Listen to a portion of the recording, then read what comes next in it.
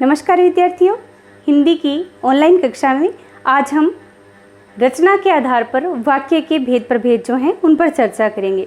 इससे पहले के कालांश में हमने अर्थ के आधार पर और क्रिया के आधार पर जो वाक्य के भेद हैं उनके बारे में जाना था, उनको समझा था। रचना के आधार पर जो वाक्य हैं विद्यार्थियों, ये 3 प्रकार के हुआ करते हैं मुख्य रूप से। पहला जो वाक्य है ये साधारण वाक्य कहलाता है। साधारण वाक्य क्या है? साधारण वाक्य में एक उद्देश्य और एक ही विधेय हुआ करता है। उद्देश्य और विधेय क्या है? जब हमने क्रिया के आधार पर वाक्य को समझा था और वाक्य के अंग पर जब चर्चा की थी, तो उद्देश्य वो होता है जिसमें कर्ता और कर्ता का विस्तार आता है, और विधेय जिसमें क्रिया का विस्तार, कर्म का विस्तार या पूरक और पूरक का विस्तार आया करता है, उसे विधेय कहते हैं। तो साधारण वाक्य की पहचान ये होती है कि इसमें एक ही उद्देश्य होता है, यानी कर्ता और कर्ता का विस्तार, और एक ही विधेय। एक ही विधेय का मतलब उसमें क्रिया का विस्तार, कर्म का विस्तार या पूरक और पूरक का विस्तार हो सकता है। जैसे राम खाना खाता है एक वाक्य है, तो इसमें राम क्या है? उद्देश्य है, यानी कर्ता है, काम को करने वाला है। और खाना खाता है, यानी खाना क्या है? कर्म है। खाता इसमें क्रिया है सहायक क्रिया है। तो खाना खाता है ये विधेय है, जबकि राम इसमें क्या है? उद्देश्य है। तो एक उद्देश्य और विधेय के कारण क्या है? ये साधारण वाक्य है। ऐसे ही सीता खाना बनाती है, मोहन गीत गाता है, राधा नाचती है। तो ये क्या है? साधारण वाक्यों के कुछ उदाहरण हैं। इसके बाद इसका जो दूसरा भेद है उसे हम संयुक्त वाक्य कहते हैं। संयुक्त वाक्य की पहचान ये होती है कि इसमें 2 या 2 से अधिक जो है साधारण वाक्य पाए जाते हैं, या फिर 2 प्रधान उपवाक्य पाए जाते हैं, या समानाधिकरण 2 उपवाक्य हो सकते हैं। साधारण वाक्य आपने समझ ही लिया जिसमें एक उद्देश्य और एक विधेय होता है, तो इसमें कम से कम 2 साधारण वाक्य होंगे, या फिर इसमें 2 प्रधान उपवाक्य होंगे या 2 समानाधिकरण। प्रधान उपवाक्य क्या होता है?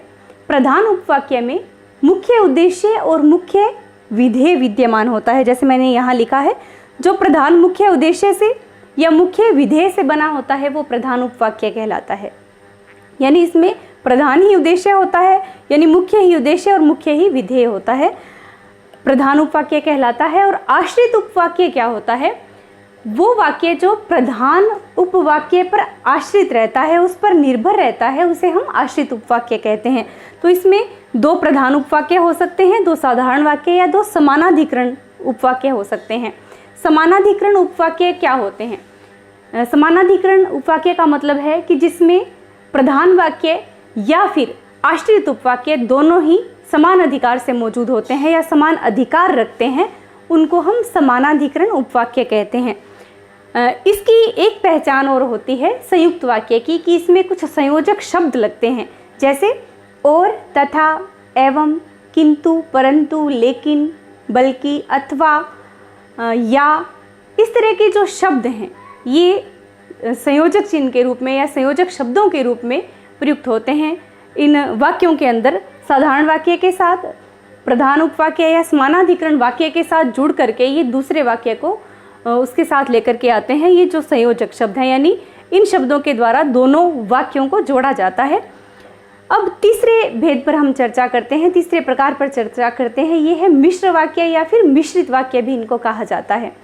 मिश्र का मतलब है कि जिसमें कम से कम एक प्रधान उपवाक्य होता है और एक या एक से अधिक आश्रित उपवाक्य इसके अंदर हो सकते हैं। यानी कम से कम एक प्रधान वाक्य का होना जरूरी है, और आश्रित उपवाक्य एक या एक से अधिक हो सकते हैं, 2 हो सकते हैं, 3 इस पर आश्रित उपवाक्य भी हो सकते हैं। इनमें भी कुछ संयोजक शब्द लगते हैं, जैसे कि, जिसका, जिसकी, जिससे, जिसने, या फिर यदि, यद्यपि, तथा, जब, तब, इस तरह के शब्दों का इस्तेमाल होता है, और वो कुछ निर्धारित जगहों पर आते हैं। उनके भी कुछ पहचान है जिन पर हम चर्चा करते हैं। जैसे संयुक्त वाक्य का एक उदाहरण पहले हम लेते हैं, जैसे कि सोहन आया और मोहन गया। तो इसमें सोहन आया ये प्रधान उद्देश्य है, और ये क्या है? इसकी मुख्य विधेय है, या मुख्य उद्देश्य मुख्य विधेय है, और शब्द से जुड़ गया। इधर मुख्य उद्देश्य और मुख्य विधेय इसमें है। तो मुख्य उद्देश्य मुख्य विधेय, मुख्य उद्देश्य मुख्य विधेय, यानी 2 साधारण वाक्य हैं, प्रधान उपवाक्य हैं दोनों ही, इसलिए ये क्या है? संयुक्त वाक्य है। मिश्र वाक्य का हम उदाहरण लेते हैं कि जैसे गांधी जी ने कहा कि सदा सत्य बोलो। अब गांधी जी ने कहा, इसमें गांधी जी कर्ता है यानी उद्देश्य है, कहा इसका क्या है, विधेय है यानी क्रिया है। तो मुख्य उद्देश्य और मुख्य क्रिया के आने से, विधेय के आने से ये क्या है, प्रधान वाक्य हो गया। परंतु दूसरा वाक्य इसमें जो है कि सदा सत्य बोलो, ये आश्रित वाक्य है, कारण ये इस पर निर्भर है, प्रधान वाक्य पर निर्भर है। गांधी जी ने कहा ये एक स्वतंत्र वाक्य के रूप में है, प्रधान वाक्य के रूप में है, परंतु दूसरा वाक्य पूर्ण रूप से इस पर निर्भर है कि सदा सत्य बोलो, इसलिए एक प्रधान और एक आश्रित वाक्य के होने से ये मिश्र वाक्य का उदाहरण है। अब मिश्र वाक्य में की पहचान जो है उसको भी हम बांटते हैं, कारण कि इसमें एक प्रधान वाक्य है और दूसरा आश्रित वाक्य है। और प्रधान वाक्य के बारे में हमने जान ही लिया था कि इसमें मुख्य उद्देश्य और मुख्य विधेय हुआ करता है, और आश्रित वाक्य वो होता है जो प्रधान वाक्य पर निर्भर होता है, आश्रित होता है। और ये आश्रित वाक्य भी 3 भागों में बंट जाते हैं। ये होते हैं संज्ञा उपवाक्य, विशेषण उपवाक्य और क्रिया विशेषण उपवाक्य। जैसे संज्ञा उपवाक्य की पहले हम बात करते हैं। संज्ञा उपवाक्य क्या होते हैं? जब प्रधान वाक्य के अंदर आई संज्ञा शब्द जो होते हैं, यानी आश्रित उपवाक्य का प्रयोग जब प्रधान वाक्य में आई संज्ञा के स्थान पर किया जाता है, तो वो क्या होते हैं, संज्ञा उपवाक्य होते हैं। जैसे गांधी जी ने कहा कि सदा सत्य बोलो, यही उदाहरण है। तो इसमें जो की शब्द आया है, एक तो ये स्पष्ट करता है कि ये संज्ञा उपवाक्य है, क्योंकि अधिकतर यही होता है कि संज्ञा उपवाक्य जो है की से शुरू हुआ करते हैं। कि सदा सत्य बोलो एक पहचान तो इसकी ये है। दूसरा, गांधी जी संज्ञा शब्द है और इसके स्थान पर की शब्द का हमने प्रयोग किया। गांधी जी ने कहा है कि सदा सत्य बोलो, तो ये संज्ञा उपवाक्य का उदाहरण है।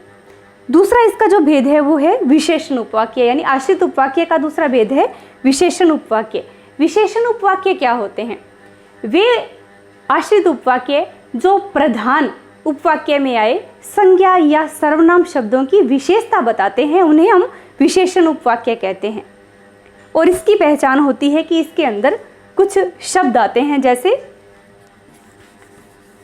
जो, जिसका, जिससे, जिसने, इस तरह के शब्द आते हैं। कारण ये है कि ये संज्ञा या सर्वनाम शब्दों के स्थान पर आते हैं। जैसे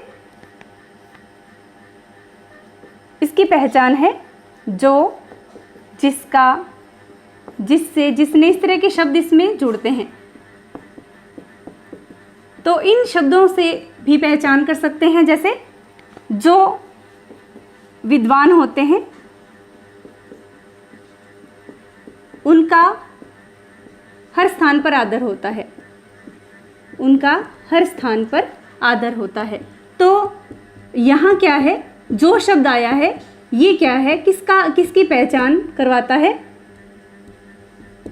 विद्वान व्यक्ति की। यानी विद्वान व्यक्ति की, जो विद्वान होते हैं उनका हर स्थान पर किनका आदर होता है? जो विद्वान होते हैं। तो संज्ञा शब्द की विशेषता बताता है जो शब्द है, या जिसने यह कार्य किया है उसे यहाँ बुला कर लाओ। तो जिसने शब्द आया है उस व्यक्ति को बुलाया जा रहा है जिसने वो कार्य किया है। तो ये संज्ञा और सर्वनाम शब्दों की विशेषता बताने वाले शब्द हैं। या जिस लड़की ने कल कविता सुनाई थी उसे यहाँ बुलाकर सम्मानित किया जाएगा। तो उस लड़की की विशेषता बताई जा रही है, इसलिए ये क्या है, विशेषण आश्रित उपवाक्य का उदाहरण है। अब तीसरा इसका जो भेद है, क्रिया विशेषण उपवाक्य क्या है, यानी आश्रित उपवाक्य का तीसरा भेद है क्रिया विशेषण उपवाक्य। क्रिया विशेषण उपवाक्य क्या होते हैं? वाक्य में यानी प्रधान उपवाक्य के अंदर आई क्रिया की विशेषता बताने वाले शब्दों को ही आश्रित क्रिया विशेषण उपवाक्य कहा जाता है। और इसकी पहचान स्वरूप कुछ शब्द होते हैं, जैसे यदि, यद्यपि, जब, तब, जहाँ, जैसे, इस तरह के शब्द जो हैं ये किस में आते हैं? क्रिया विशेषण वाक्यों के अंतर्गत आया करते हैं। जैसे यदि तुम जाओ तो मुझे ले जाना, तो मुझे ले जाना। तो क्रिया की विशेषता, यदि तुम जाओ, यानी अगर जाने की क्रिया होगी तभी तुम मुझे लेकर जाओगे, यानी मुझे तभी लेकर जाया जाएगा जब तुम जाओगे। तो यदि शब्द जो है ये भी इसकी पहचान करवाता है और क्रिया की विशेषता बताने के कारण ये क्या है,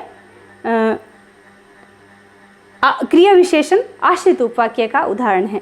तो फिर से एक बार सरसरी नज़र दौड़ाते हैं कि पहला भेद जो है रचना के आधार पर ये है साधारण वाक्य, जिसमें एक ही उद्देश्य और एक विधेय हुआ करता है। दूसरा भेद है संयुक्त वाक्य। संयुक्त वाक्य के अंदर दो प्रधान वाक्य, साधारण वाक्य या फिर दो समानाधिकरण उपवाक्य हो सकते हैं और ये कुछ विशेष संयोजक शब्दों से जुड़ते हैं, जैसे और, तथा, एवं, या, अथवा, किंतु, परंतु, लेकिन, अतः, इस तरह के शब्दों से जुड़ते हैं। तीसरा भेद जो है ये है मिश्र या मिश्रित वाक्य। मिश्र या मिश्रित वाक्य में एक प्रधान उपवाक्य होता है और दूसरा उस पर आश्रित उपवाक्य होता है। आश्रित उपवाक्य एक या एक से अधिक हो सकते हैं। इनकी पहचान होती है कि ये आश्रित उपवाक्य जो हैं या तो संज्ञा उपवाक्य होते हैं या क्रिया विशेषण या फिर विशेषण उपवाक्य होते हैं। संज्ञा विशेषण उपवाक्य जो हैं, संज्ञा उपवाक्य, आश्रित उपवाक्य जो हैं वो की शब्दों से अधिकतर जुड़ते हैं। विशेषण उपवाक्य जो जिसका, जिससे, जिसने, इस तरह के शब्दों से जुड़ते हैं। और क्रिया विशेषण उपवाक्य जो है यदि, यद्यपि, तथा, यदि, यद्यपि, जहाँ, जैसे, जब, तब, इस तरह के शब्दों से आपस में मिलते हैं और ये प्रधान वाक्य के ऊपर आश्रित इन शब्दों के द्वारा ही हुआ करते हैं। ये इनकी पहचान है। आशा करती हूँ समझ में आया होगा। धन्यवाद।